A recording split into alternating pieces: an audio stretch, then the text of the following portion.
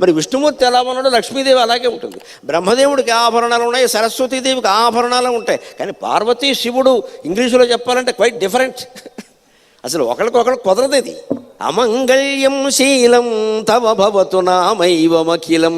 నీకున్నదంతా చూస్తే అమంగళమే కదయ్యా. ఎవరైనా బూడిద పూసుకుంటారా, ఎవరైనా చర్మాలు కట్టుకుంటారా, ఎవరైనా పొరిల దండ వేసుకుంటారా. కానీ పరమశివుడు ఎటువంటి వాడు అంటే పుష్పదంతుడు ఆశ్చర్యపోతాడు. తథాపి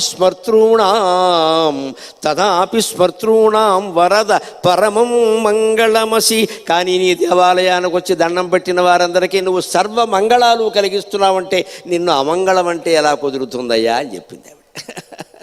ఆయన అందరికీ సర్వమంగళాలు ఇస్తున్నాడు. ఆయన అమంగళుడు అని ఎలా అంటారని ఎవరైనా సరే లోకంలో వారి దగ్గర ఉన్నదేదో వారు ఇస్తారు, లేనిది ఇవ్వలేరు కదండి. కానీ శివుడు ఎటువంటి దైవం అంటే ఆయన దగ్గర ఉన్నది అమంగళం, ఆయన ఇచ్చేది మాత్రం సర్వమంగళం.